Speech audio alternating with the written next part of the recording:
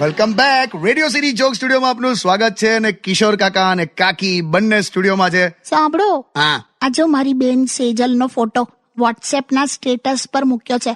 ના શું લખ્યું છે? ઇંગ્લિશમાં છે જો, proud to have zero figure.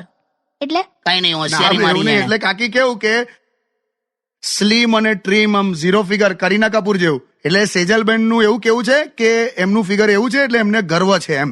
વાવ, તો એમાં શું હોશિયારી મારી? તો શું કહેવાય, હવે ખેપટી તો એ પહેલેથી જ હતી. હવે આંગણવાડીમાં પેલા કુપોષણ બાળકોનું લિસ્ટ બનતું હતું ને, ત્યારે આ 1 થી 3 માં આવતી હતી.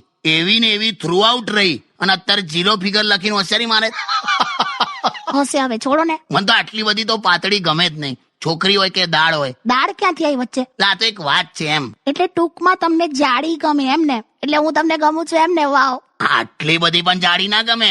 અરે પણ હું આવી નહોતી પહેલા, હું સેજલ જેવી જ હતી. તો કેમ એકદમ પછી આવું સ્ટેડિયમ જેવું ડેવલપ કર્યું? એ તો અમારા ઘરમાં ફ્રીજ નતું ને એટલે. ફ્રીજ ને તારે હું લેવા દેવા? ફ્રીજ નતું ને એટલે બધું વધેલું ખાવાનું મારે જ ખાવું પડતું હતું. જો તો આના જવાબો તો જો.